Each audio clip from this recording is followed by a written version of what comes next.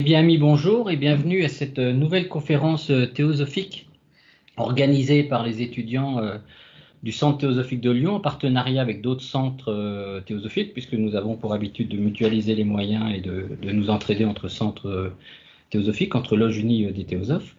Donc, conférence aujourd'hui qui a pour thème en fait les pouvoirs insoupçonnés de l'être humain, décoder la mythologie. Alors, le mois prochain, la conférence aura lieu le 16 mars sur le thème de l'écoute et de la parole, avec la précision l'écoute et la parole de précieux pouvoirs à double tranchant. À noter que nos conférences, elles ont lieu toujours les troisièmes dimanches de chaque mois sur ce créneau horaire-là. Alors,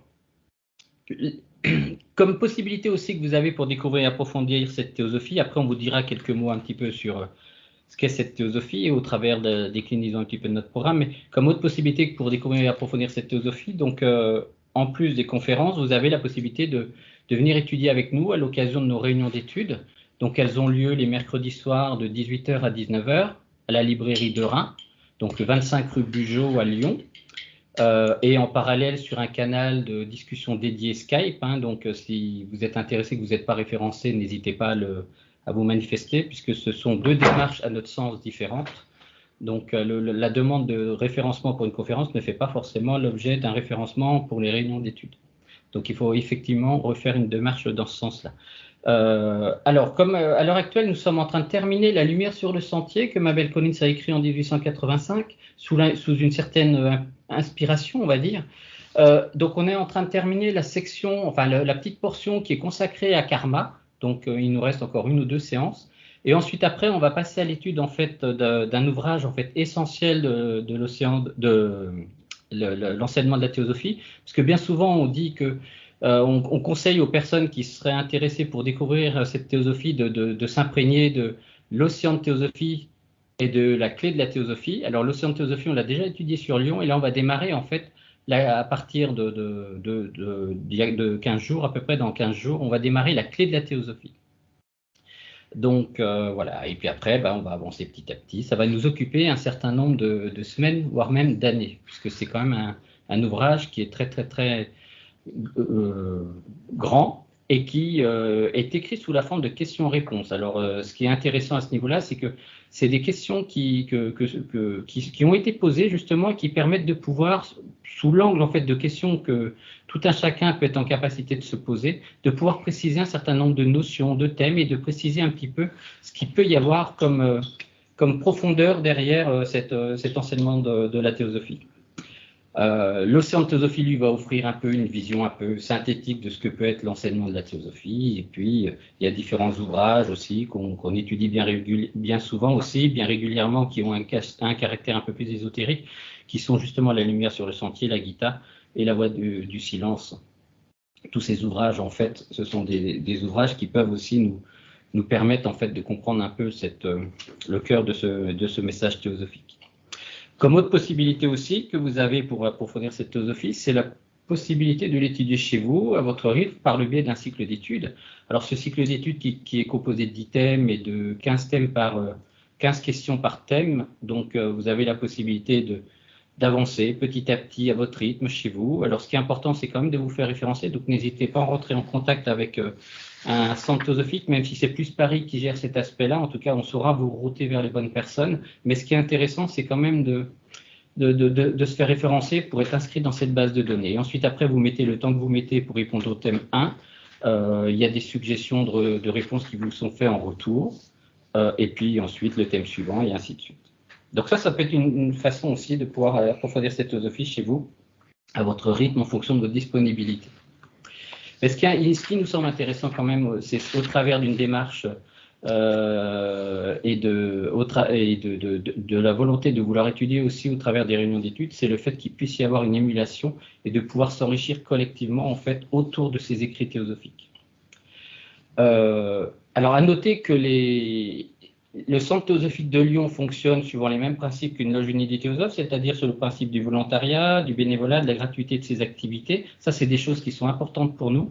Et puis l'impersonnalité, puisque l'idée, c'est d'être plus sur des notions d'échange, d'âme à âme, et d'aller au-delà, en fait, du cadre des expériences personnelles ou du cadre des personnalités pour exprimer ses points de vue, mais c'est plus, c'est l'idée de vouloir se donner les moyens de pouvoir accrocher le cœur du message théosophique en se préservant en fait d'un certain nombre de pièges que peut nous jouer en fait nos personnalités par le jeu des affinités ou par le jeu de l'étalage en fait d'un certain nombre d'expériences personnelles.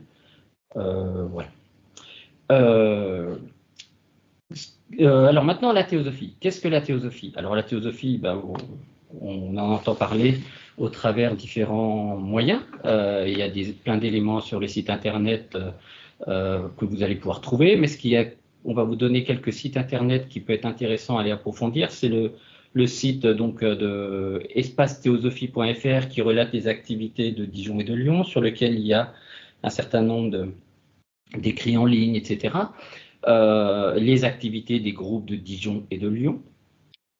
Et puis des passerelles avec d'autres sites, alors comme par exemple théosophie.fr, qui est le site principal de la Loge de Paris, qui retrace les activités de la Loge de Paris. Il y a même la possibilité de récupérer les éléments pour le thème 1 aussi au niveau du site théosophique de Paris. Il y a même la possibilité d'écouter des conférences, des séminaires qui ont été enregistrés et qui sont présents sur ce site. Vous avez aussi la possibilité de basculer sur le site d'édition des ouvrages théosophiques qui s'appelle Texte théosophique. Vous avez la possibilité aussi de basculer sur le webzine de la Loge de Paris qui s'appelle Horizon théosophique.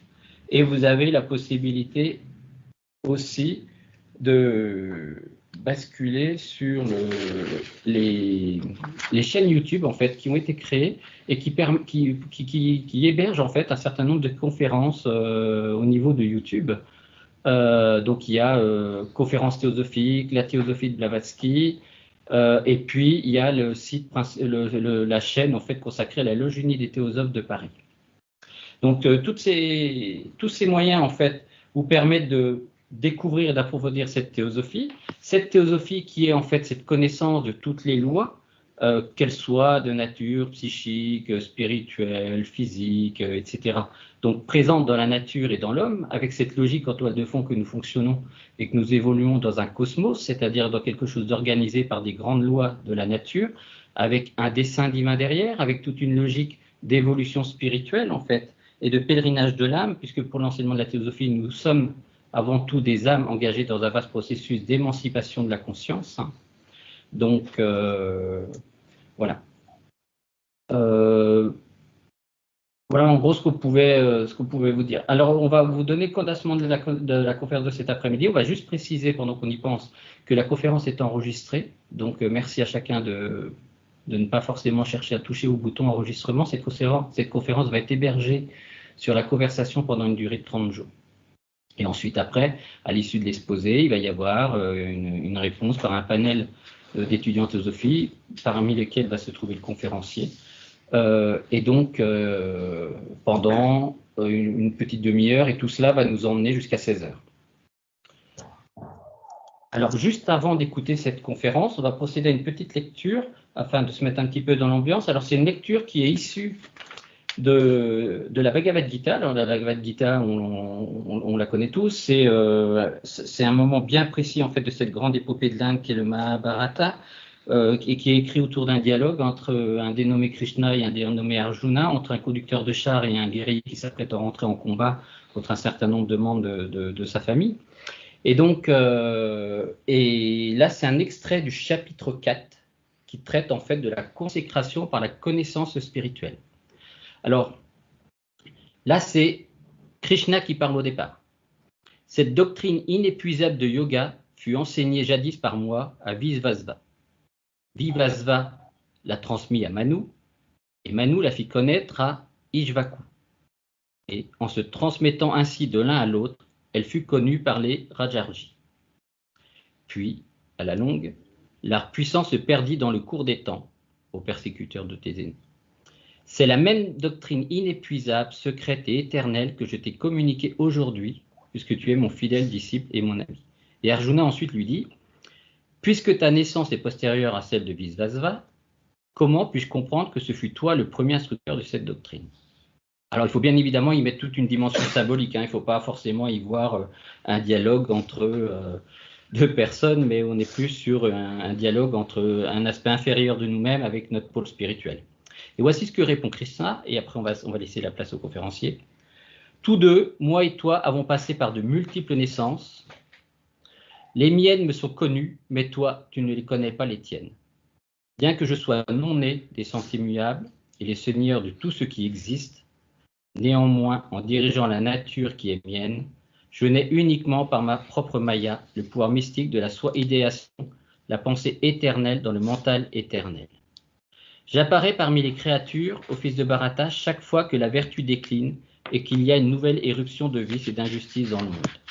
Ainsi, je m'incarne d'âge en âge pour la sauvegarde du juste, la destruction du méchant et le rétablissement de la justice. Quiconque, ô Arjuna, connaît la vérité sur ma naissance divine et mes œuvres, n'entre plus dans un corps nouveau après avoir quitté sa dépouille mortelle, car il s'unit à moi. Et maintenant, on va laisser la place au conférencier.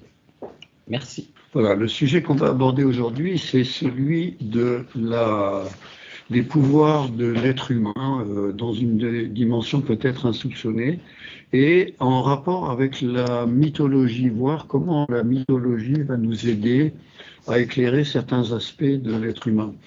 Alors en fait, ce sujet de la mythologie est un sujet évidemment extrêmement vaste. Il y a beaucoup d'ouvrages qui traitent de tout ça. Et évidemment, ce qui nous intéresse aujourd'hui, c'est l'apport spécifique de la théosophie sur certains sujets. Et on verra à travers des illustrations comment la théosophie apporte des éléments. Pour bien décoder la mythologie, il faut utiliser des clés universelles. Elles sont présentées dans la théosophie de Blavatsky, en fait. La théosophie, c'est un héritage donc spirituel qui apporte ses clés. Et d'où viennent ces clés? Bon, ça a été un peu évoqué dans la lecture de la Gita, mais en fait, elles remontent à l'enfance de l'humanité pensante. Donc, il y a de ça des millions d'années, en fait. L'homme ne date pas de quelques milliers d'années, mais de millions d'années. C'est un héritage donc spirituel qui a été préservé dans son intégralité au sein de la fraternité des maîtres de sagesse, qui existe toujours et qui est derrière le mouvement théosophique moderne en particulier.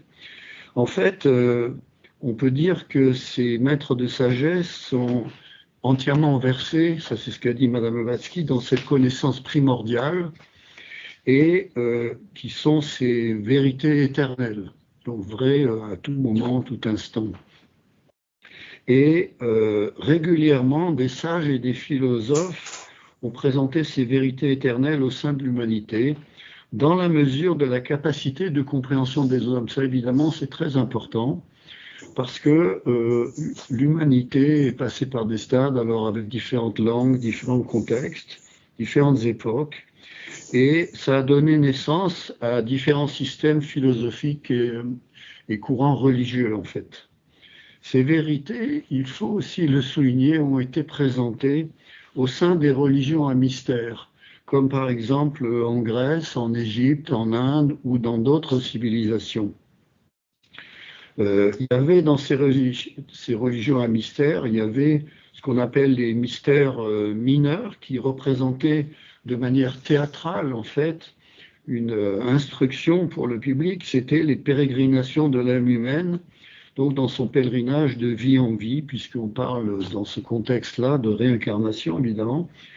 Et ces religions à mystère invitaient aussi à pratiquer la voie de la vertu et la recherche de la vérité par la pratique de la philosophie. Donc la philosophie, on sait, si on a un peu étudié ce qu'a dit Platon, on sait qu'effectivement, c'est la recherche de la vérité pour la vérité elle-même, et en essayant d'abandonner ces préjugés.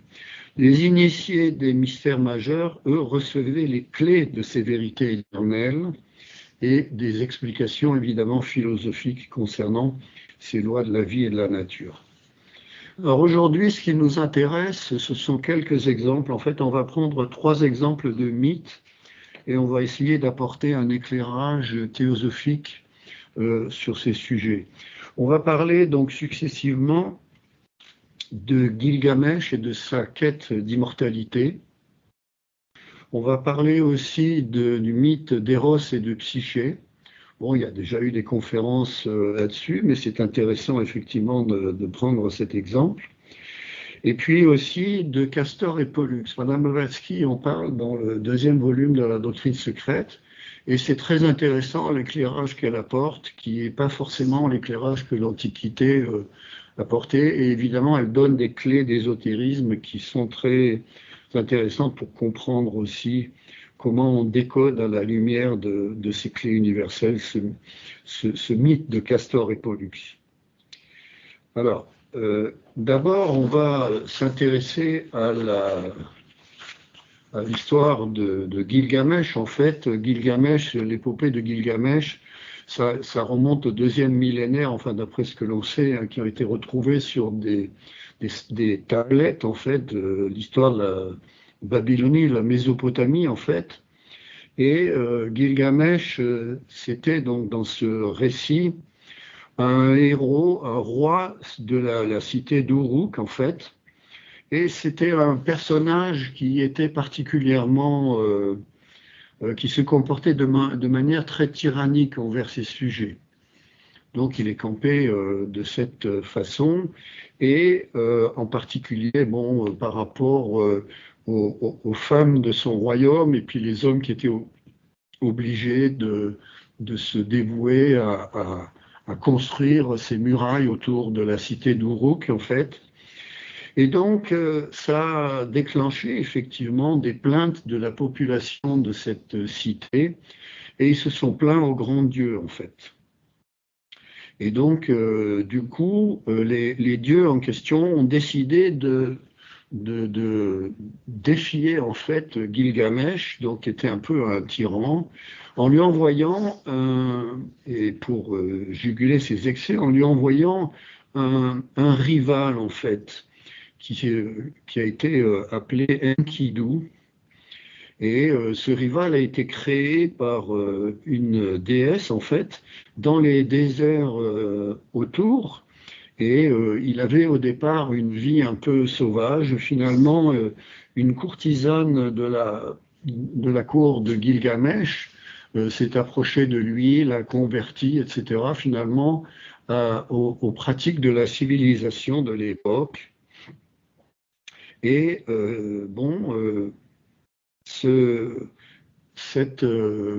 cette courtisane qui avait été envoyée par Gilgamesh pour essayer d'un peu le prendre en main, en fait, elle fait en sorte que donc Gilgamesh, effectivement, donc se civilise, en fait. Il se comportait auparavant comme un peu comme un animal, et là il prend un comportement véritablement humain, en fait, et il se détache à ce moment-là du monde animal quelque part.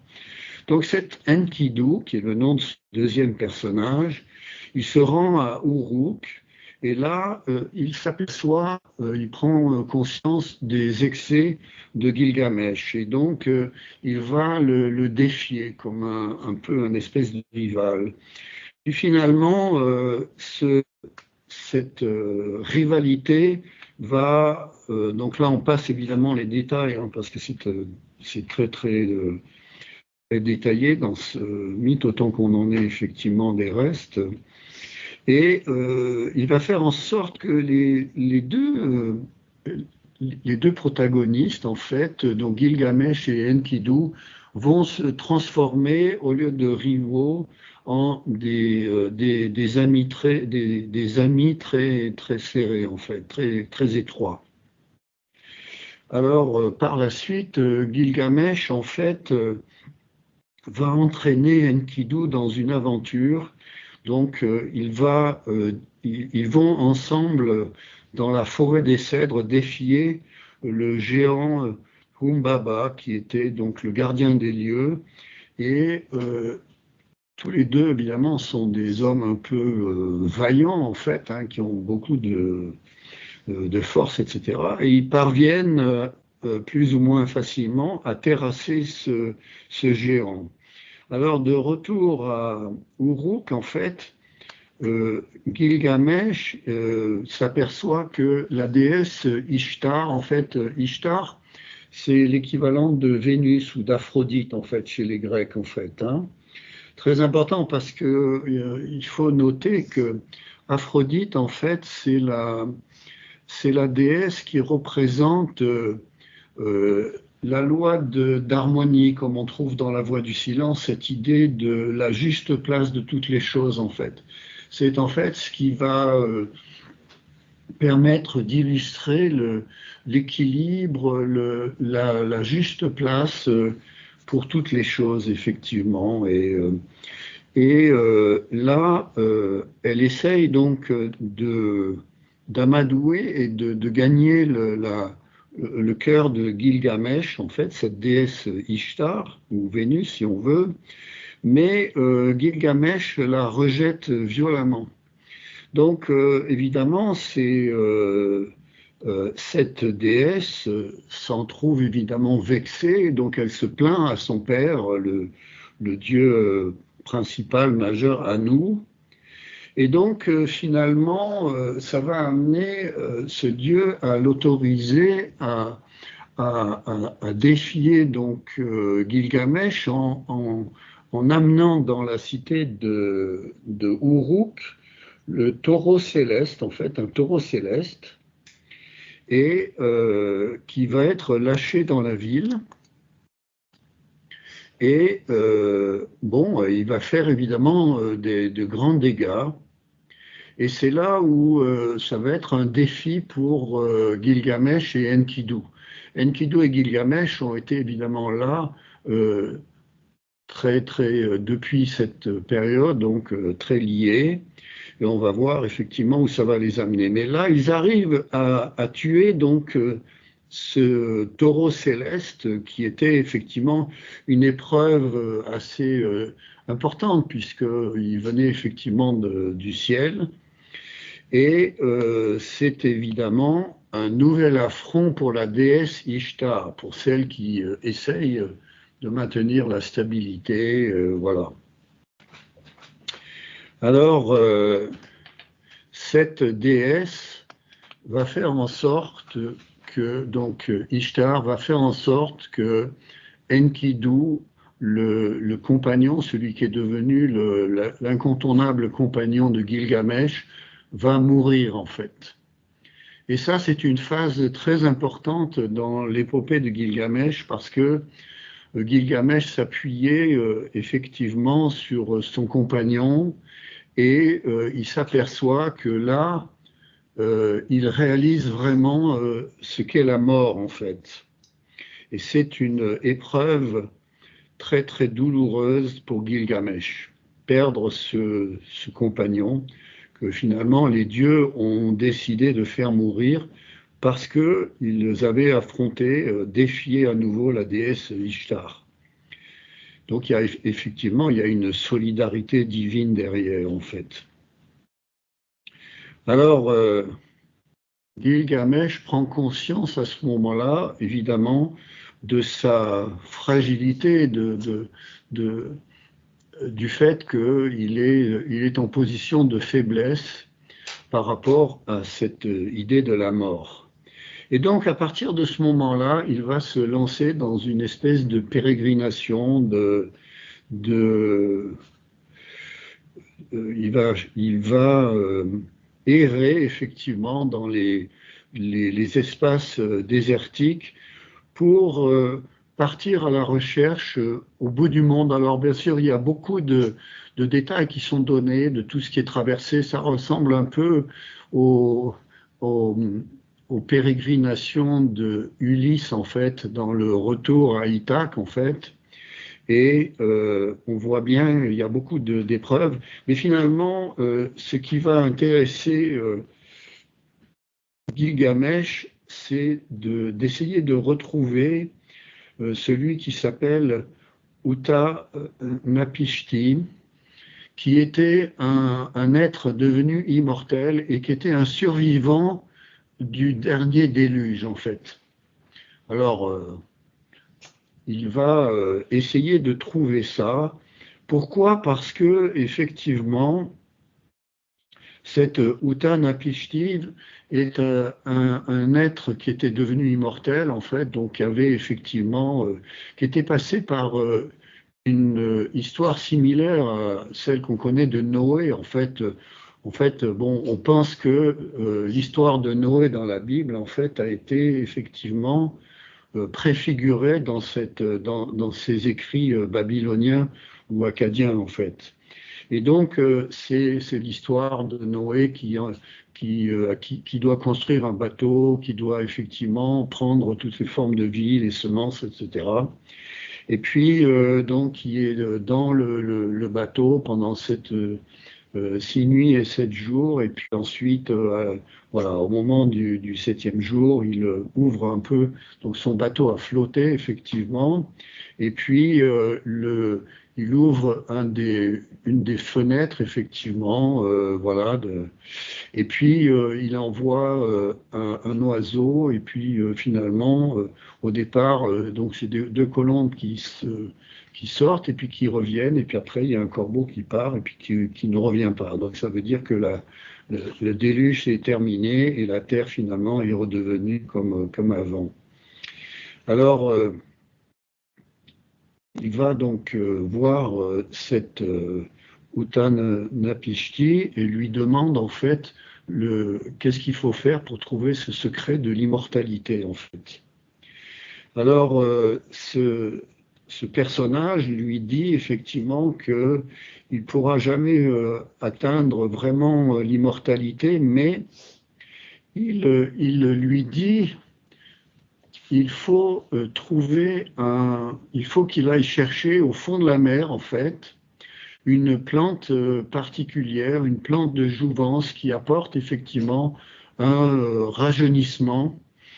Et donc, c'est suivant les indications que lui a données Uttanapishti, Gilgamesh va plonger, va trouver effectivement cette plante au fond de la mer, il la ramène, et il la emmène avec lui et il va donc se remettre à retourner vers sa ville d'origine, Uruk. Mais quelque part, donc lors d'une halte particulière, il s'aperçoit que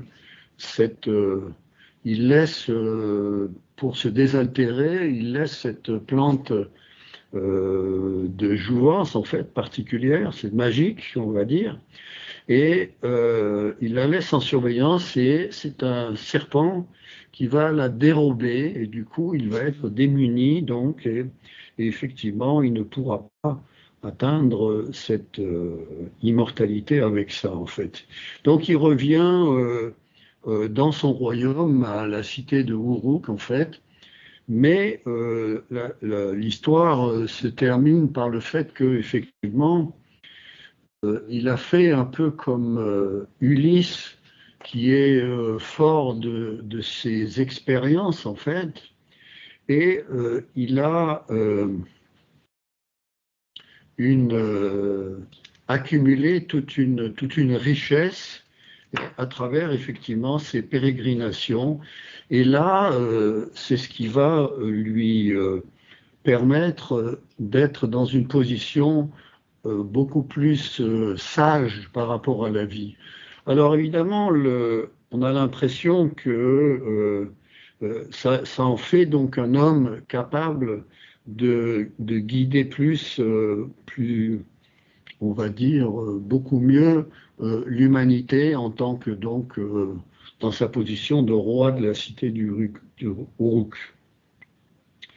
En fait, cette quête d'immortalité, bon, c'est sûr que c'est du point de vue théosophique, c'est quelque chose qui est au fond de nous-mêmes et qui correspond à une dimension spirituelle. On va voir à travers la poursuite de cette conférence ce soir que ça correspond, évidemment, ça répond à une espèce de nostalgie que l'on a au fond de soi, parce que l'homme est un être complexe et on va le voir à travers les illustrations qui sont données dans d'autres phases de la mythologie.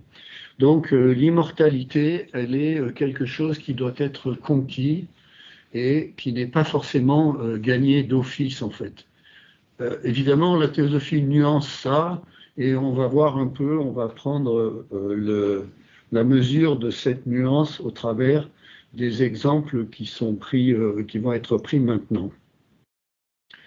Alors on va aborder maintenant le mythe d'Éros et Psyché.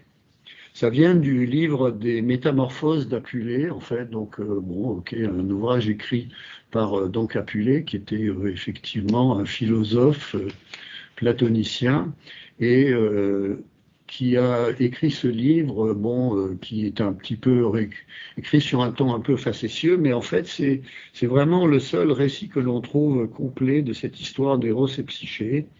Et on va voir, donc c'est une histoire, en fait c'est un mythe qui est très intéressant parce qu'il révèle des aspects de la nature humaine aussi, quand on les regarde avec la lecture, la clé universelle de la théosophie, de la composition de l'être humain, on s'aperçoit qu'évidemment, ça apporte beaucoup d'inspiration et d'éclairage.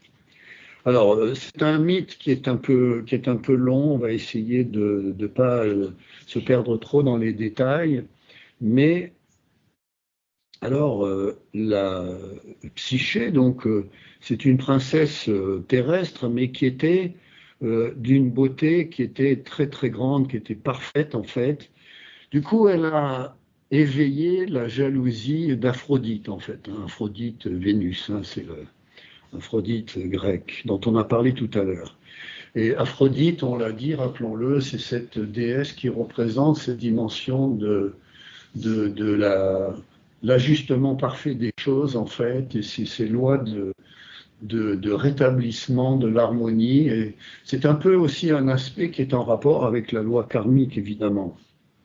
Et donc, qui fait que quand l'harmonie est troublée, il y a une tendance naturelle, nous dit la théosophie, dans cette vision universelle, à rétablir, à retrouver cette harmonie. Alors, cette princesse terrestre, Psyché, elle a deux sœurs qui sont aussi belles, mais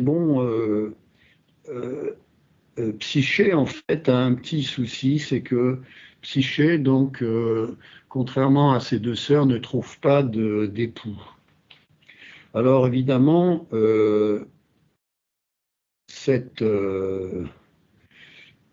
elle est...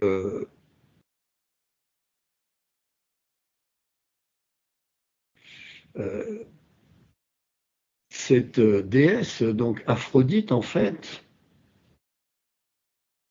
elle devient quelque part, elle devient jalouse de la très grande beauté de Psyché, et donc elle va un peu manigancer, on va dire, quelque part, avec son fils Eros, qui est effectivement, c'est celui qui était capable, avec ses flèches, de déclencher l'amour, en fait, dans une personne, ou au contraire, effectivement, la qualité opposée, la haine, en fait, et le rejet, en fait. Et donc, elle va lui demander de rendre Psyché amoureuse du mortel le plus laid, le plus maîtrisable qui soit, en fait.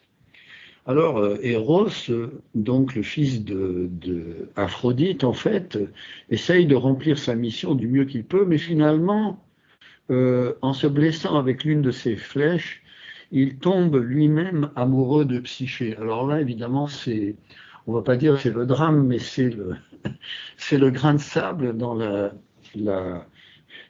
manigance d'Aphrodite. Alors, le père de Psyché, dans cette histoire, est désespéré de voir que sa fille reste sans époux. Il se rend à Delphes pour consulter l'oracle, et là, l'oracle lui dit, en fait, l'oracle est catégorique, il doit abandonner sa fille sur un rocher au sommet d'une colline, et là, son futur époux viendra la chercher sous la forme d'un horrible monstre, en fait.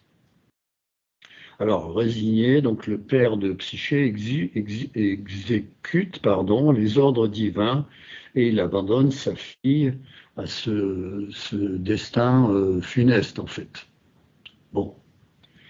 Mais ça n'est pas sans compter que Zéphyr, un vent particulier, emporte la jeune femme. Et là, on va passer dans un monde, évidemment, mirifique, en fait, qui est quelque part, on ne sait pas où ça se situe, mais si tu veux, c'est entre le monde physique et puis l'au-delà, quelque part, dans une merveilleuse, donc le vent, ce Zéphyr emmène la jeune femme, Psyché, dans une merveilleuse vallée, et il la dépose délicatement là, non loin d'un magnifique palais. Donc Psyché rentre dans ce palais et va découvrir un savoureux festin qui l'attend. Et puis il y a des personnages qui sont invisibles, mais qu'on entend, dont on entend les voix. Et puis finalement, elle s'endort dans une chambre somptueuse. En fait, c'est vraiment un palais extrêmement magnifique. Plus tard dans la nuit, un mystérieux époux, en fait, c'est nul autre que Eros, en fait, la rejoint. Et puis, cet Eros lui demande de ne jamais connaître son identité et son visage, en fait, est caché dans l'obscurité de la chambre. Et toutes les nuits, donc, il lui rend visite. Puis, au moment où le jour se lève, il la quitte, en fait. Évidemment, cette Psyché apprécie de plus en plus donc ces étreintes de cet Eros. Et donc, rien ne manque au bonheur de Psyché, si ce n'est évidemment sa curiosité et le fait de revoir aussi sa famille. Alors, donc, c'est là où les choses vont un petit peu se gâter, effectivement. Alors, Psyché, donc, demande parce qu'elle est nostalgique de voir ses deux sœurs, donc à pouvoir inviter ses deux sœurs. Alors,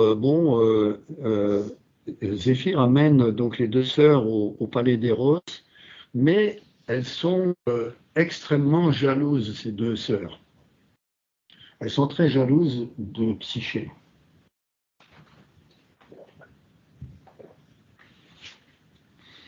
Alors, finalement, elles sont un peu... elles aussi, elles veulent essayer de manigancer, en fait. Elles essayent de faire croire à Psyché que l'époux en question n'est autre que l'horrible monstre de l'oracle, en fait, qui avait été annoncé, et qu'elle doit le tuer, en fait.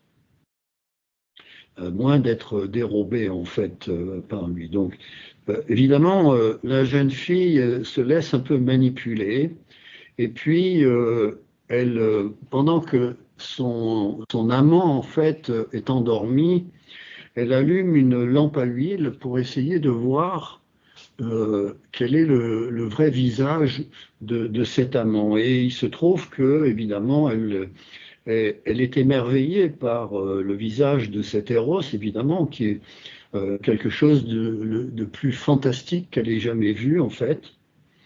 Mais il se trouve que par maladresse, une goutte d'huile brûlante tombe sur Eros et le brûle effectivement. Ça le réveille aussitôt et il s'enfuit. Eros, donc finalement, Psyché essaye d'attraper cet Eros en question, mais cette fois il repart. Alors, Eros, évidemment, il repart, mais pour de bon, en fait. Il ne revient plus la retrouver. Alors, Psyché est pleine de remords. Donc là, cette fois, on s'aperçoit qu'elle va être mue par des sentiments vraiment... elle essaye de regret, en fait, d'avoir fait cette bêtise, en fait, et de se laisser... finalement manipulée par ses sœurs, en fait. Et donc, elle va se jeter dans une rivière, mais finalement, le dieu Pan, en fait, donc de la nature, Pan c'est la nature, en fait, va la déposer sur la berge, et puis finalement, il va conseiller à Psyché de faire ce qu'il faut pour se réconcilier avec Eros, en fait. Elle va errer, donc on va voir que elle va passer et traverser effectivement un certain nombre d'épreuves, en fait, parce que Aphrodite est toujours donc la mère, effectivement, euh, et bien évidemment est très furieuse de cette histoire et ne veut pas du tout aider Psyché.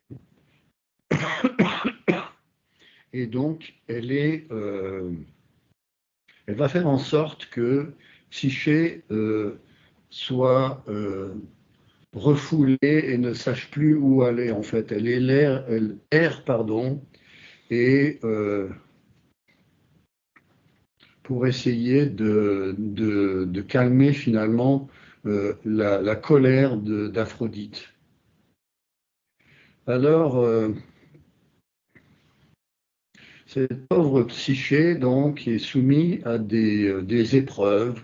Alors, on ne va pas passer en détail ces épreuves, mais ce qui est remarquable, effectivement, dans ces épreuves, c'est qu'il y a 4 épreuves successives, mais il y a chaque fois une aide de la nature qui est apportée, en fait. Alors, la première, c'est effectivement, ce sont des fourmis qui vont l'aider à trier des tas de grains, en fait.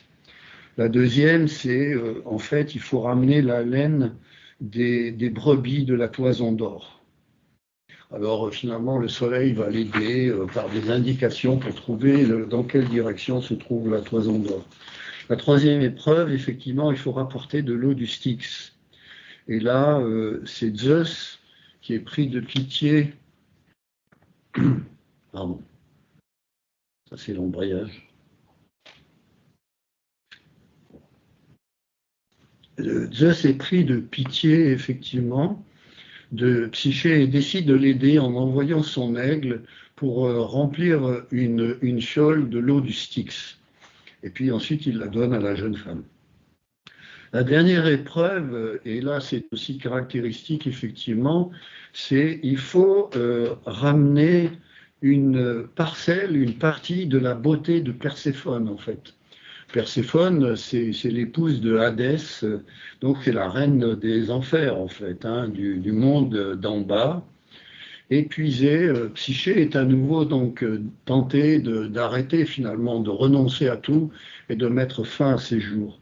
Et en fait, elle est sur le point donc de se jeter donc du haut d'une tour par désespoir et puis finalement, là encore par magie en fait, c'est la nature qui intervient et puis qui lui dit la tour se met à lui parler et lui essayer de la convaincre qu'il faut rester en vie et elle va lui indiquer comment elle doit récupérer effectivement, réussir cette épreuve en fait. Elle récupère donc une partie de la beauté de Perséphone et mais comme Pandore en fait, sa curiosité va d'une certaine manière un peu la perdre. Elle pense que pour pouvoir reconquérir finalement l'amour de Eros, elle va ouvrir la boîte et à ce moment-là, elle est plongée dans un sommeil profond qui ressemble à la mort. Alors, entre-temps, évidemment, Eros s'est remis de tout ça, de cette blessure, et il a recouvré son état normal, ses forces lui sont revenues, et il s'est échappé du palais d'Aphrodite. Il est toujours épris de Psyché, donc en fait, on va voir ce qui est là, ce qui va arriver maintenant. Donc, Psyché qui était endormie dans ce sommeil profond, Eros va la ranimer et il l'emmène devant Zeus en fait. Et évidemment, ça c'est l'épilogue, pardon, de notre de cet épisode-là. En fait, Zeus convoque les dieux de l'Olympe et là, il annonce le mariage d'Héros et Psyché. Donc évidemment, c'est très très important. Alors, Psyché est invitée à consommer l'ambroisie. Donc l'ambroisie, c'est évidemment, c'est ce liquide, ce breuvage qui confère l'immortalité.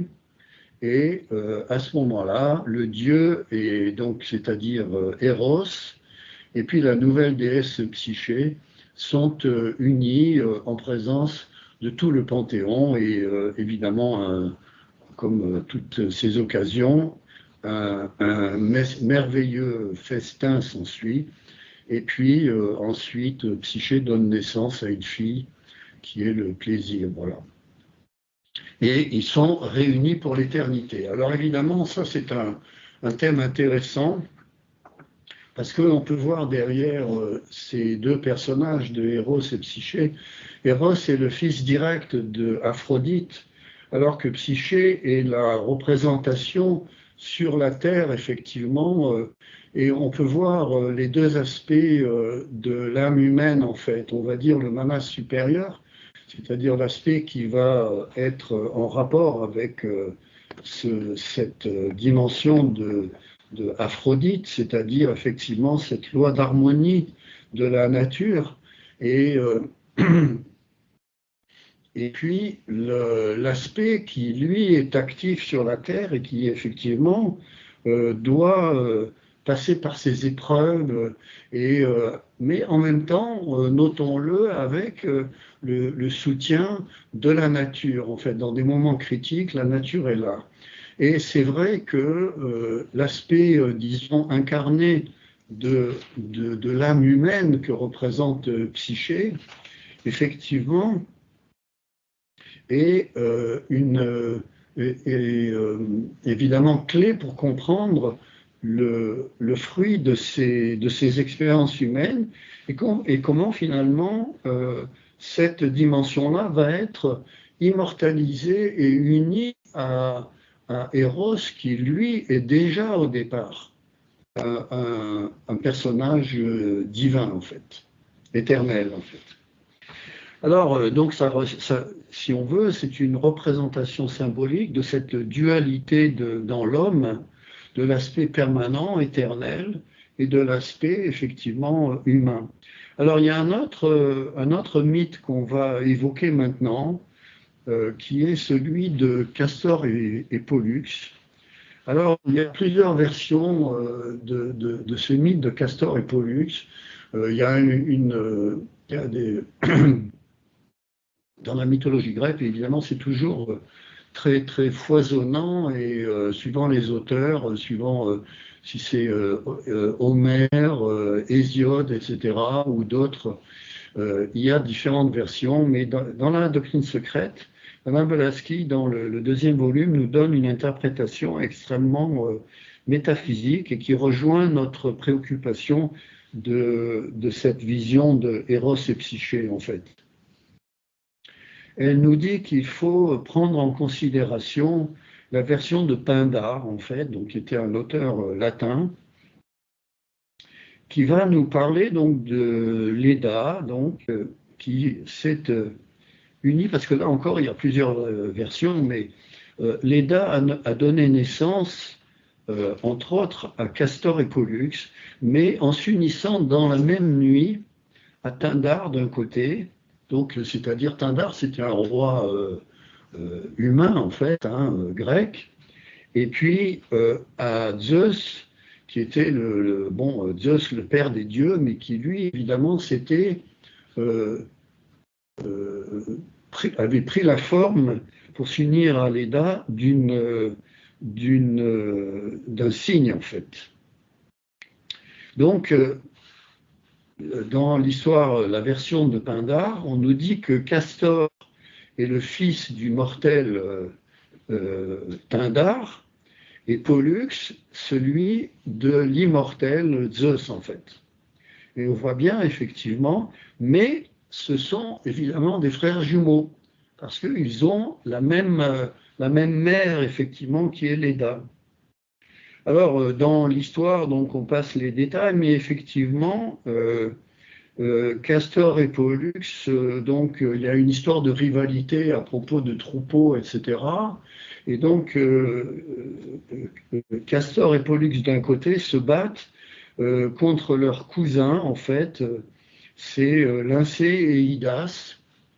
Et finalement, Pollux tue le cousin Lyncée. Alors Lyncée, c'est celui qui est intervenu dans l'histoire du pilote de l'Argonaute, en fait. Hein. Et par contre, Castor est blessé par Idas. Et donc, là, c'est évidemment c'est une source d'inquiétude pour Pollux parce que c'était son frère jumeau. Alors Zeus met un terme à ce combat en envoyant sa foudre, en fait, en lançant violemment sa foudre, et il tue les deux derniers combattants. Et Pollux trouve donc son frère Castor en train d'agoniser, en fait. Dans son désespoir, Pollux implore donc Zeus, il lui demande de le tuer également, parce que son frère est en train de mourir, et donc il ne supporte pas l'idée de continuer à vivre après la mort de son frère.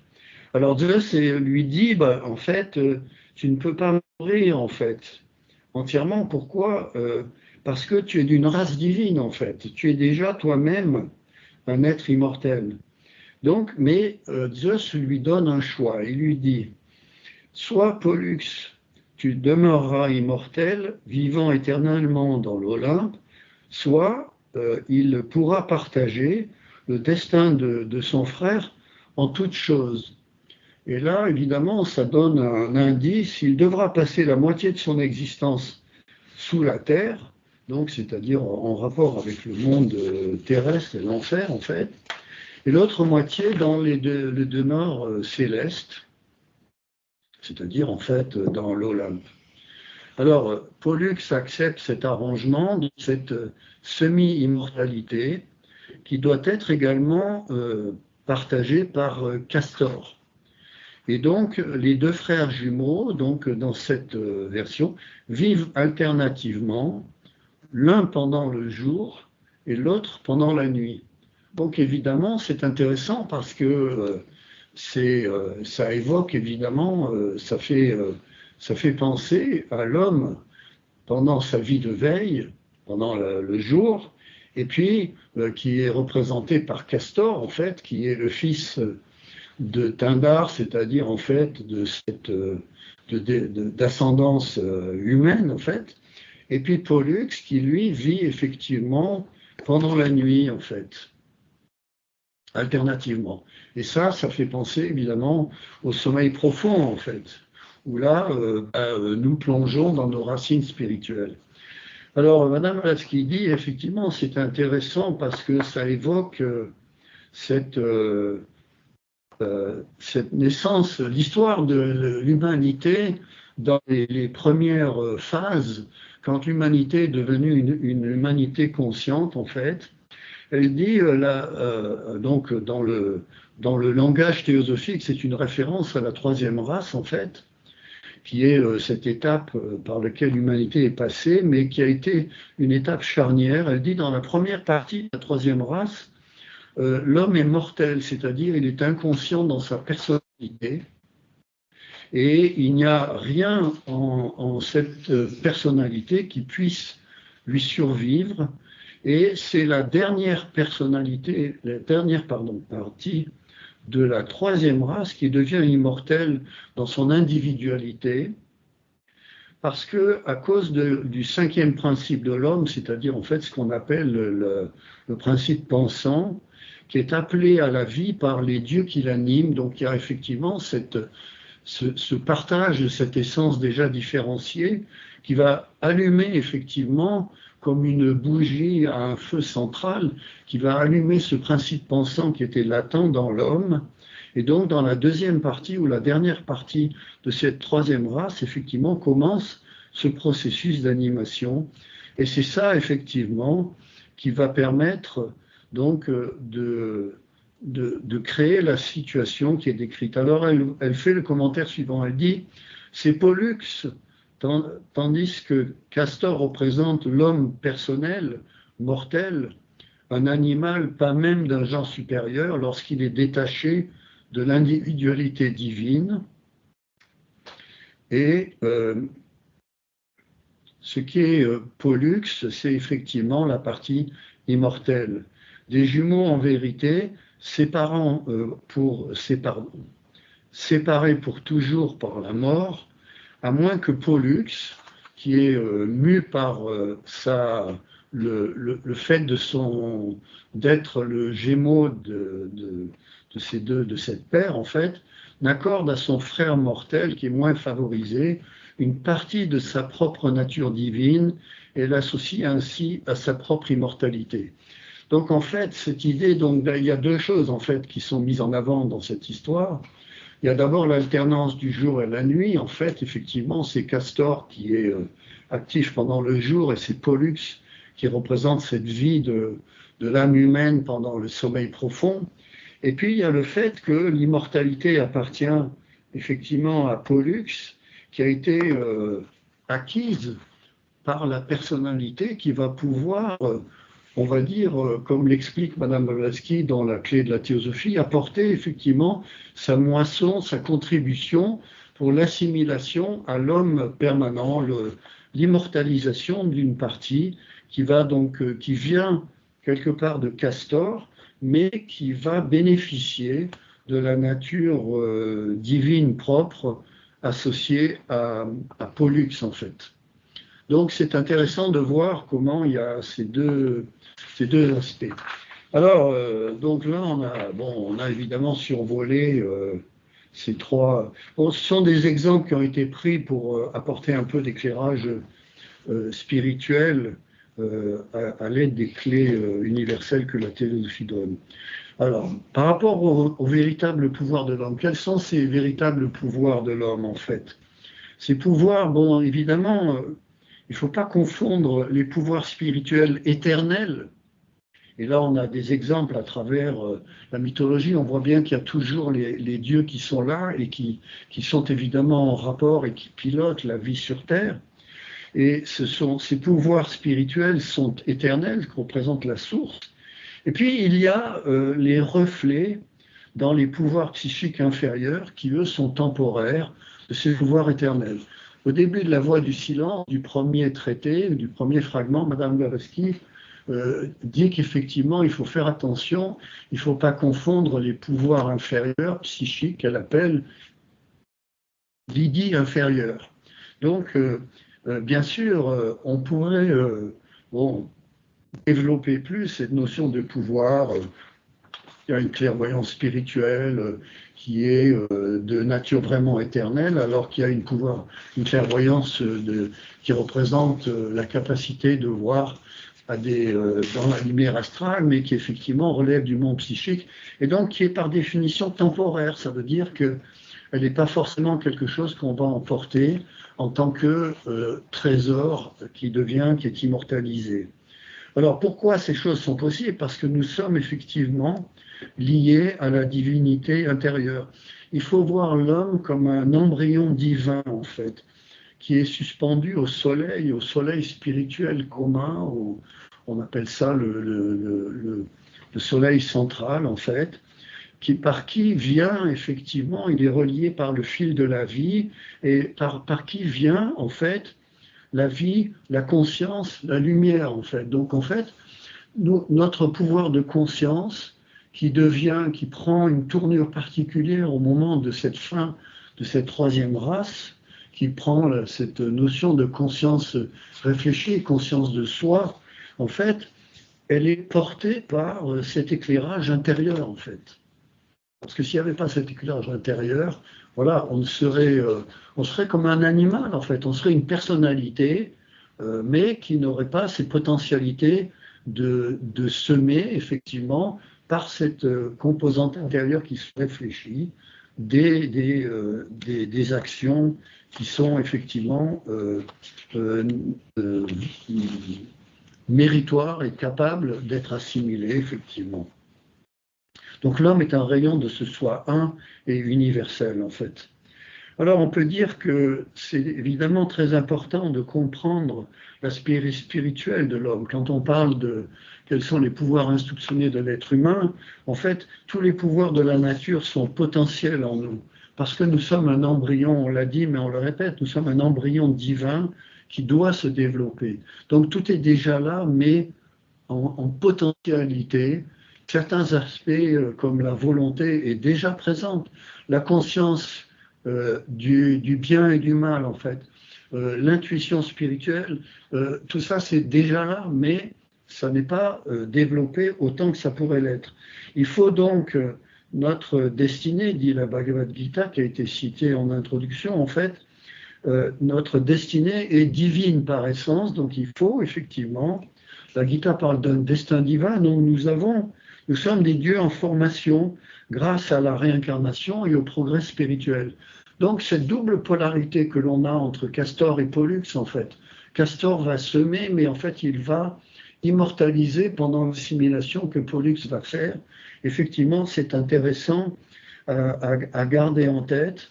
Alors, le but, évidemment, donc c'est bien sûr développer cette potentialité en nous, mais c'est agir pour le développement collectif de l'ensemble de l'humanité et au-delà, en fait, de l'humanité pour toutes les formes de vie, parce que nous ne pouvons pas prétendre à quoi que ce soit sans réaliser cette interdépendance, réaliser que la vie s'appuie sur la vie, en fait, sur toute forme de vie.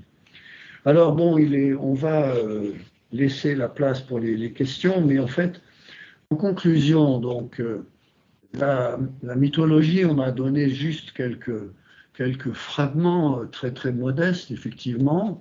On a ébauché quelques idées en rapport avec une lecture théosophique, avec des clés universelles. Gilgamesh et la quête d'immortalité. Gilgamesh, bon, en fait, il est pris par son aspiration. Il n'arrive pas à réaliser, il perd en route par le serpent.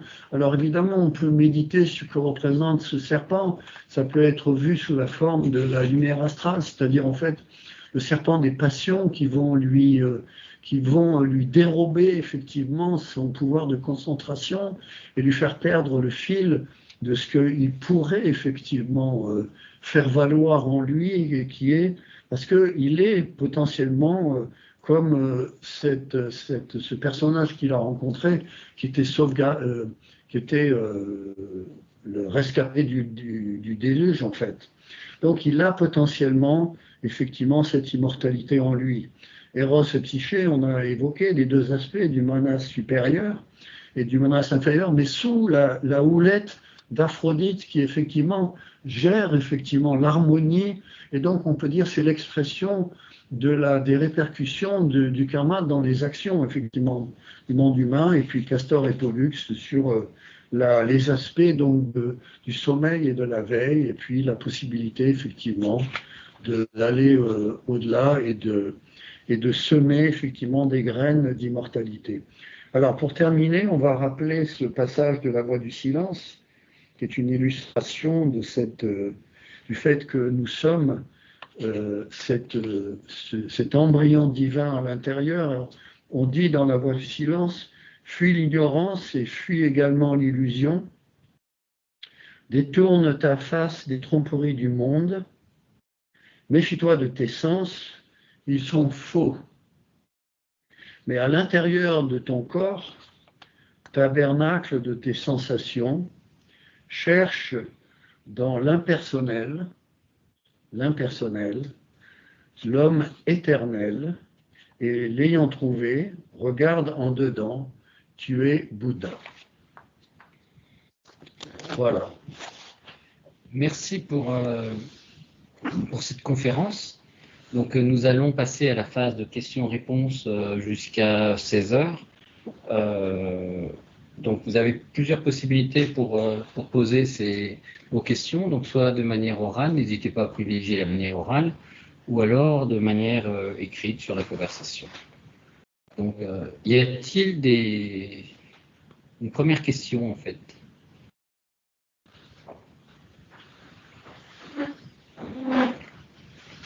Est-ce que tu peux mettre de l'autre? Oui, Philémon, nous t'écoutons.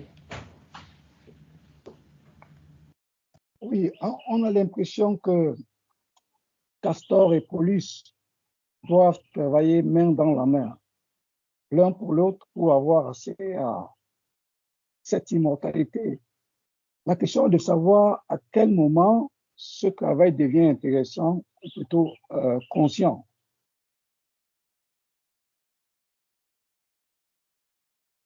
Alors, attends, parce qu'il y avait du bruit un peu perturbant. Donc, le départ, la première partie de la question, c'est Castor et Pollux, on a l'impression qu'ils travaillent main dans la main. Et ensuite, après, c'était à quel moment? On a l'impression qu'ils doivent travailler main dans la main. Pas que c'est pas automatiquement. Ils doivent travailler main dans la main. À quel moment, donc, ce travail devient intéressant pour les deux? Est-ce qu'il y a un autre élément qui apparaît pour pouvoir, n'est-ce pas, harmoniser ce travail entre ces deux personnages?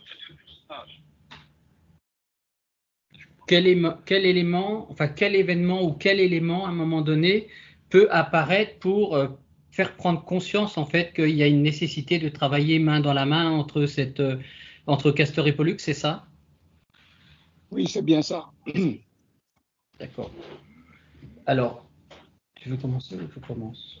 En fait, ce sont des jumeaux, en fait, ce sont des frères jumeaux, mais par naissance, il y en a un qui représente la personnalité, c'est-à-dire en fait une ligne qui vient de ce dieu, de cet homme en fait, et l'autre ligne, c'est évidemment le dieu, le dieu suprême, c'est-à-dire Zeus en fait. Donc, c'est bien la rencontre de l'humain et du divin, en fait. Donc, il n'y a pas d'événement particulier, en fait. C'est le déroulement du fait que ce sont des frères jumeaux, c'est-à-dire qu'ils sont, le destin les amène à travailler ensemble, en fait. Et ça, c'est le pèlerinage de l'âme, en fait. Bien sûr, dans l'histoire de l'humanité, il y a des étapes, on en a parlé. Il y a la troisième race qui représente le moment où effectivement l'intelligence consciente s'éveille, mais c'est pas c'est une étape dans le fonctionnement normal en fait, c'est-à-dire ce qui est prévu par la nature, parce que l'homme, s'il reste un simple animal avec un corps un peu plus perfectionné, il n'ira pas très très loin en fait.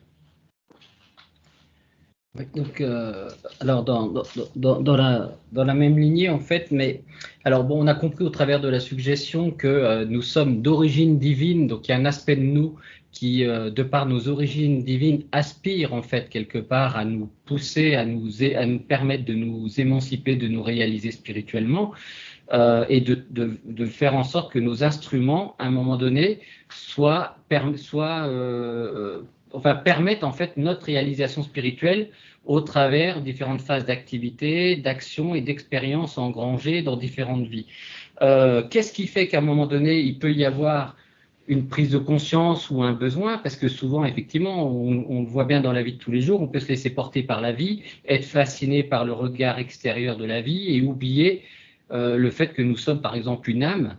Certaines personnes ne sont pas du tout dans cette logique-là d'être une âme.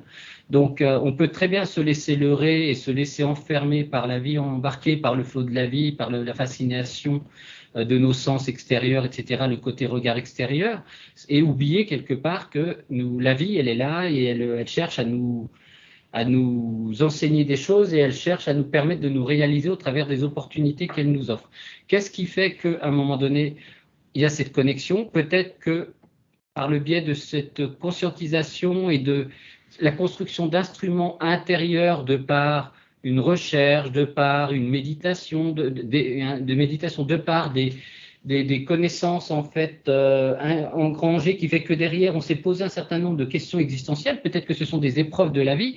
Qu'est-ce qui fait qu'à un moment donné le prisonnier est sorti de la caverne de Platon? On voit bien qu'il y est emmené de force, donc on peut le comprendre par le jeu de la volonté de la nature, par le biais qu'il y a quand même un processus d'émancipation et d'évolution spirituelle qui nous pousse, mais on voit bien qu'il y a quand même cette idée d'effort à fournir et d'instruments à construire sur les plans intérieurs pour éveiller petit à petit l'intuition et faire que petit à petit, peut-être à un moment donné, on aura besoin d'un peu plus de nourriture solide pour pouvoir nous engager plus consciemment dans une recherche spirituelle.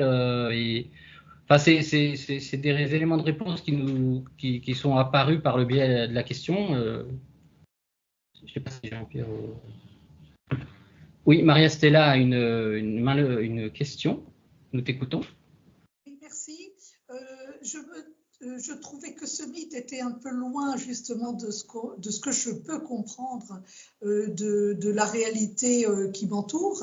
Et je me demandais, est-ce qu'il y aurait des mythes ou des histoires qui feraient le relais de ces mêmes origines, mais qui seraient plus proches de notre compréhension moderne, comment dire, oui, qui raconteraient la même chose dans d'autres termes. Voilà.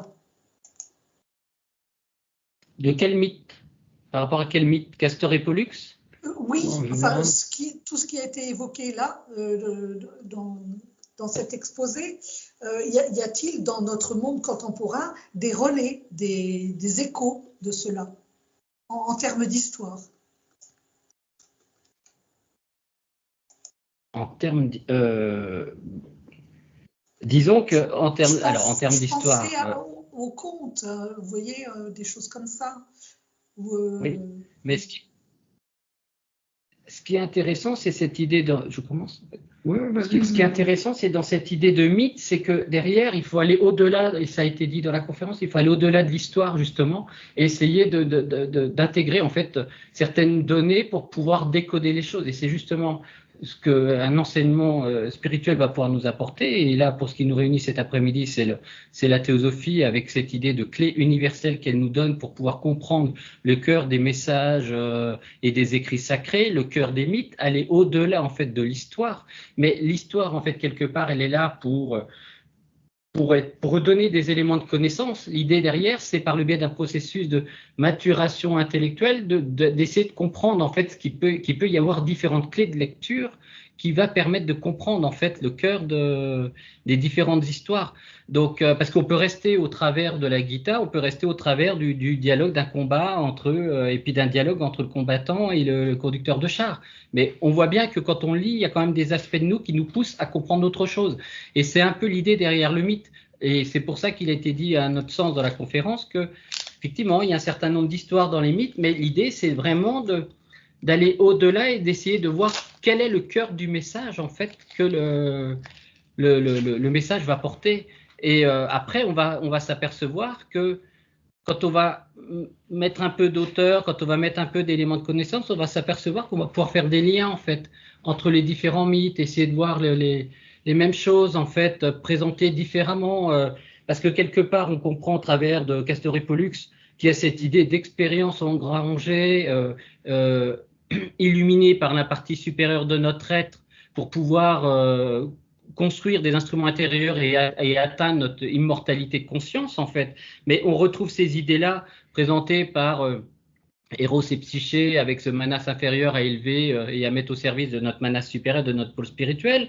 La quête de Gilgamesh, quelque part, c'est l'idée de se réaliser spirituellement. Donc on voit bien que quelque part, au travers différents mythes, au travers différentes histoires, on arrive à retrouver les grandes constantes, en fait, les grandes vérités universelles de la vie, en fait, universelle.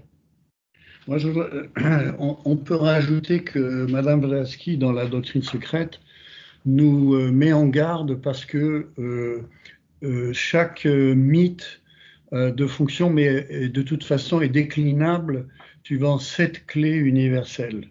Donc, on est loin, effectivement, d'épuiser tout ce qu'un mythe peut rapporter. Mais par rapport à la question, est-ce qu'il y a un livre, etc., en fait, il faut peut-être se souvenir également que les mythes sont là pour éveiller notre intuition. C'est pas un professeur d'université qui va nous éclairer en fait. C'est pas ça le but. Donc on peut chercher dans la pensée moderne, mais en fait le but Judge le dit bien dans son premier chapitre à propos de la Bhagavad Gita, en fait, ses commentaires, ses articles qu'il a fait. En fait, c'est la lampe spirituelle qui est dans le cœur de chacun qui doit nous aider à comprendre les choses. Donc en fait, on est en position de euh, chacun a potentiellement son intuition spirituelle et il faut faire une, disons, une pause par rapport à toutes les idées qu'on voit autour de nous, etc., et essayer de réfléchir par soi-même sur ce que représentent ces mythes. Et c'est vrai, alors, bon, la liste, là, on a pris 3 exemples, parce que, bon, voilà, il fallait, on ne pouvait pas en prendre 10 à l'infini, mais il y en a beaucoup dans la doctrine secrète, il y a beaucoup d'allusions. Mais le point n'est pas la liste en elle-même. Le point est effectivement de considérer que on est porteur en soi des réponses, que dans le sommeil profond, on a des réponses et qu'on doit les solliciter dans la conscience de veille par la concentration, par effectivement les efforts qu'on fait pour essayer de décoder ces choses et de se dire, c'est pas un autre qui va m'apporter la clé, c'est je dois me mettre en position de celui qui, quelque part, au fond de ma nature, connaît déjà la réponse et doit solliciter, faire venir effectivement. Donc, on peut prendre un mythe, on peut en prendre un autre, on peut essayer d'un troisième, mais l'idée c'est, il faut, au lieu de couvrir beaucoup de il faut plutôt essayer de s'arrêter sur quelques-uns. Par exemple, la Gita, que représente le champ de bataille, Krishna, Arjuna, par rapport à nous-mêmes, et ça, c'est effectivement quelque chose qui peut évoquer à un moment donné, mais ça prendra peut-être un peu de temps parce que notre environnement, notre éducation, tout ça, nous aide pas beaucoup dans ce sens-là. C'est plus les suggestions que la théosophie fait pour prendre vraiment conscience de ces vérités spirituelles. C'est à ce niveau-là que ça se passe. Et puis, alors, il n'y a pas de main levée, mais n'hésitez pas. Mais en plus, ce qui est intéressant, c'est que quand on regarde la déclaration, il y a cette idée de mise en pratique. Et l'idée, c'est pas d'être un érudit où on va connaître tel ou tel mythe par cœur, etc. Mais l'idée, c'est derrière d'en faire quelque chose et de voir quelle déclinaison pratique on peut en faire par rapport au pèlerinage de la vie, en fait. Y a-t-il d'autres questions?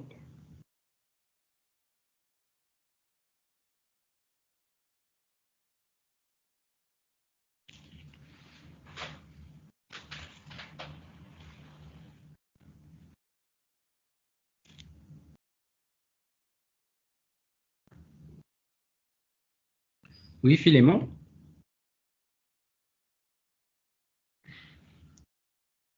Et ensuite, après, il y aura Gita. Oui, bien. L'amour et la connaissance font partie des éléments qui caractérisent les dieux. Et dans la conférence, il a été question d'Eros et Psyché, qui sont les dimensions de l'amour. Hein. On résume par Eros, Agapé, Philia. Est-ce que, en tenant compte de ce contexte, on peut également énumérer 3 étapes dans la connaissance, un peu comme 3 dimensions de l'amour? Est-ce qu'il y aurait 3 étapes dans la connaissance par rapport à... 3 dimensions, 3 étapes de l'amour ou 3 dimensions de l'amour? On a Je ne cité comprends pas Eros, très bien ces 3 dimensions. Qu'est-ce que c'est ces 3 dimensions de l'amour? On pourrait même dire 7 quelque part, de par... Oui, bien sûr. Oui, bien sûr, même 49.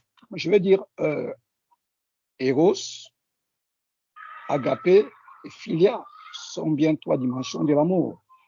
Est-ce qu'on peut les associer également à 3 niveaux de connaissance ou bien à 7 niveaux de connaissance?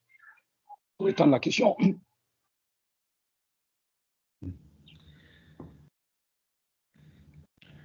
Tu veux que je réponde?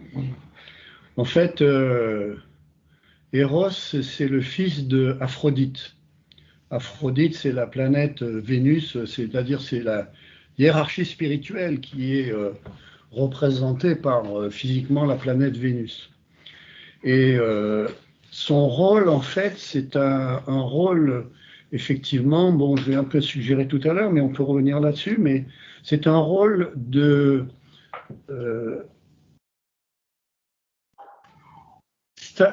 disons, d'harmonisation des choses, en fait.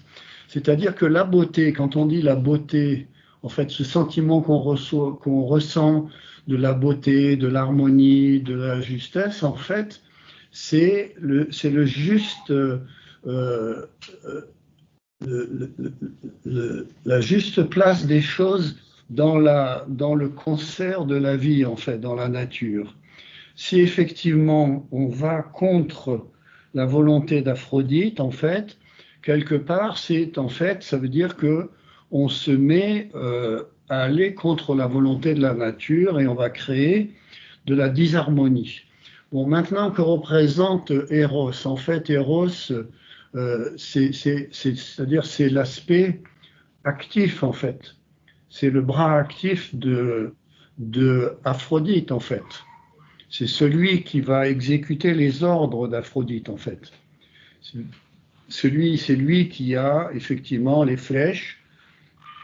Il va toucher ceux qui va vouloir faire aimer, ou au contraire, ceux qui va vouloir faire se haïr, en fait. Et ça, on voit bien, c'est en rapport avec ce concept d'attraction et répulsion. Mais dans le Eros, il y a une dimension primordiale qu'on trouve chez Hésiode, en fait, qui est ce sentiment de compassion et d'harmonie universelle, en fait. C'est la possibilité de faire vivre et de donner la possibilité aux êtres de se déployer pour accomplir l'objectif de la vie, mais dans le cadre d'une harmonie universelle, en fait. Si on veut, c'est la compassion, c'est Karuna, en fait, c'est la compassion universelle. Alors, maintenant, quand on parle de psyché, en fait, c'est pas 1, 2, 3, en fait. Je ne sais pas, agapé, ça c'est un terme, je ne sais pas ce qui signifie, mais il est sûrement très intéressant, mais il faudrait l'expliquer parce que ce n'est pas la même logique.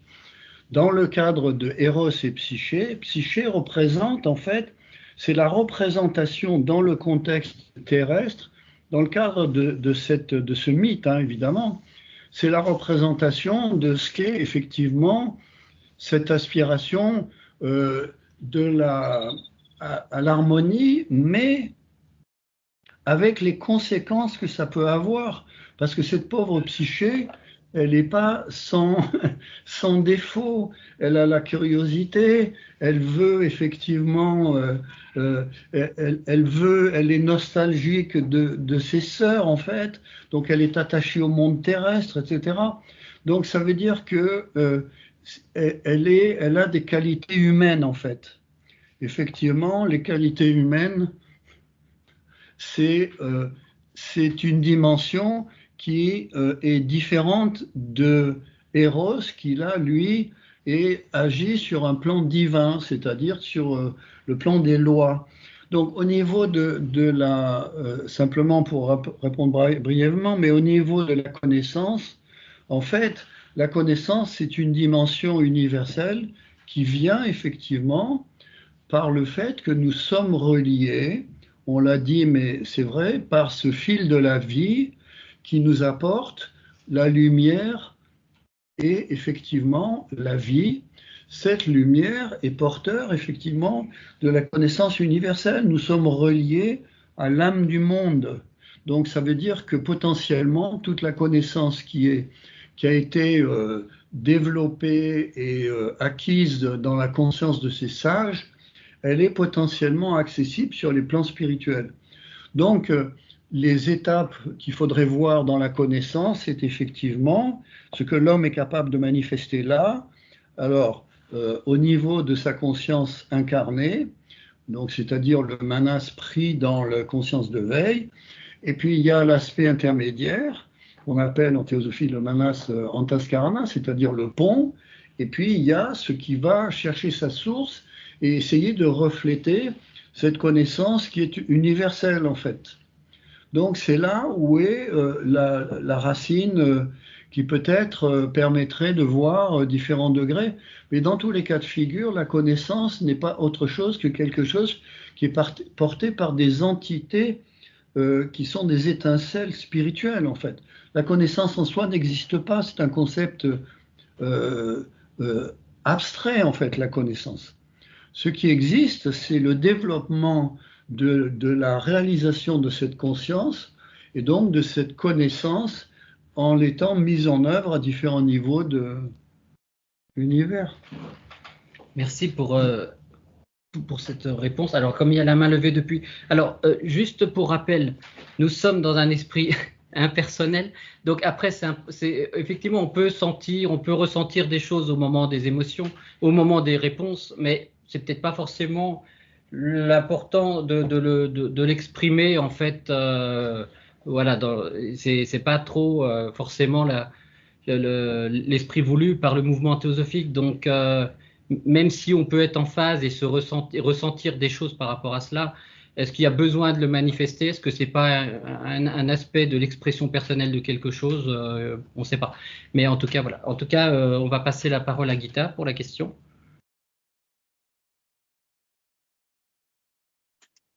Alors, on a vu que ces pouvoirs se manifestent dans l'homme par que ça soit cet aspect qui, sur le plan psychique, est la connaissance, le fait de vouloir bien faire, la quête de la connaissance, etc., et la quête de l'immortalité. Et puis, il y a un autre aspect qui est le déploiement de tous ces pouvoirs sur le plan spirituel, et c'est un ensemble ou la conjonction de ces deux choses qui vont donner une véritable dimension. Alors, dans la vie, on va dire sur le plan pratique, est-ce qu'on peut donner des critères pour savoir si quand nous essayons de bien faire, quand nous pensons que nous avons la compréhension de la justice dans une situation ou de l'injustice dans une situation, est-ce que on peut nous donner des critères pour voir comment ces mythes et cette connaissance, l'existence de ces deux aspects peut nous aider à finalement faire un peu de ménage en nous-mêmes pour sortir de ce côté juste émotion et de le sortir sur un plan qui est beaucoup plus impersonnel. Oui, donc est-ce que par rapport à quels critères en fait on pourrait utiliser ou essayer sur lesquels phosphorer pour essayer de faire la distinction en fait entre ce qui pourrait être un aspect un peu personnel ou un peu tronqué des choses ou un peu une appropriation un peu particulière des choses. Est-ce que quels critères on pourrait mettre en avant? On aura envie de faire le lien avec les critères de la vérité en fait quelque part. Alors on a parlé tout à l'heure d'enseignement universel, donc quelque chose qui va être présent partout à partir du moment qu'on va aller au-delà en fait des écrits, de la compréhension intellectuelle des choses. On aura envie de faire le lien sur le côté essentialité aussi, quelque chose qui va être essentiel pour notre réalisation spirituelle et notre compréhension intuitive de nos origines divines et puis la mise en pratique derrière. On aura envie de faire le lien aussi entre quelque chose qui va être du domaine de l'intemporalité, c'est-à-dire des choses qui sont valables dans tous les contextes. Il ne faut pas perdre de vue qu'on évolue au travers de grands cycles d'humanité. On parle souvent de race, etc., où à un moment donné, il y a différents grands cycles d'humanité qui se manifestent. Donc, et qui permet en fait à toutes ces consciences de pouvoir avancer. Donc, on aura envie de dire que il faut que les choses soient valables dans tous les contextes, en fait, qui est pas forcément dans un contexte d'appropriation particulière des choses. On aura envie de faire le lien aussi avec ce qu'on dit bien souvent, l'impersonnalité, c'est-à-dire qu'est-ce qui va être du domaine de la réalisation du destin divin de l'âme, et non que le personnel, en fait, que la personnalité se mette au service de notre peau spirituelle, de l'acteur que l'on est en essence, et non pas que du rôle, que l'on s'approprie pas le rôle et que l'on ne se laisse pas leurrer par le rôle, même si l'idée c'est de jouer notre rôle le mieux possible pour servir l'acteur. Mais en tout cas, l'idée, c'est ces premiers éléments là comme ça qui nous traversent l'esprit. Je ne sais pas si Dominique en a d'autres.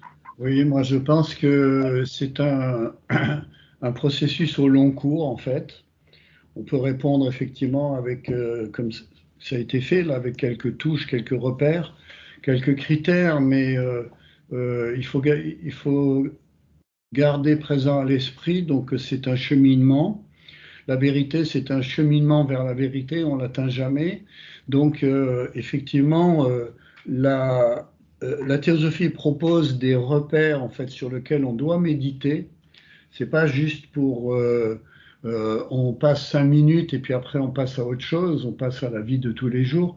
En fait, il faut créer effectivement un sillon dans notre conscience de castor en fait. Hein. Il faut, comme le castor, il faut faire son barrage sur la rivière. À un moment donné, si on peut prendre cette image, il faut effectivement partir sur des repères qu'il faut nourrir régulièrement. Donc c'est vrai, il faut s'interroger sur la vérité, sur la personnalité et sur la connaissance, sur l'ouverture, la compassion, l'amour, effectivement.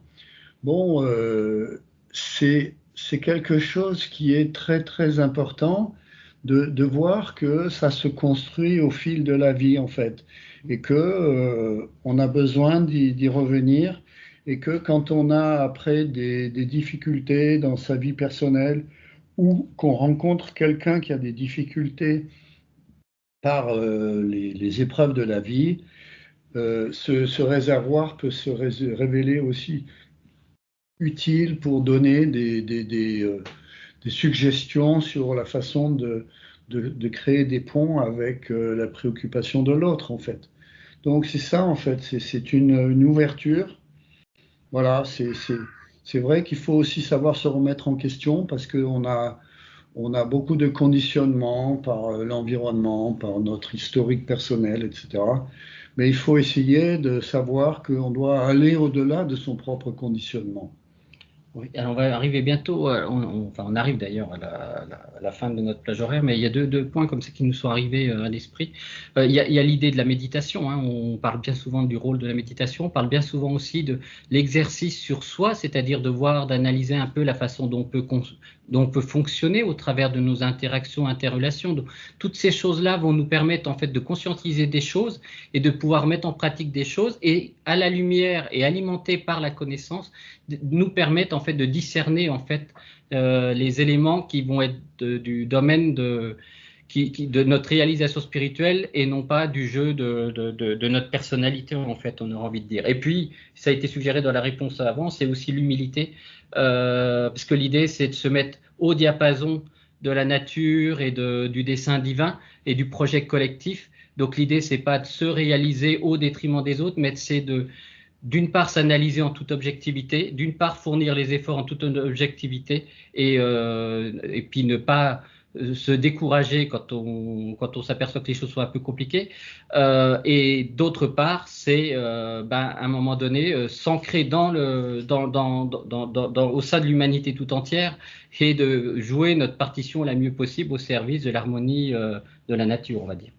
Donc on va s'arrêter sur ces mots. On va juste vous rappeler le titre de la prochaine conférence qui aura lieu le 16 mars sur le thème de l'écoute et de la parole, hein, à voir comme deux précieux pouvoirs à double tranchant. Hein, donc on verra un petit peu ce qu'il peut y avoir derrière.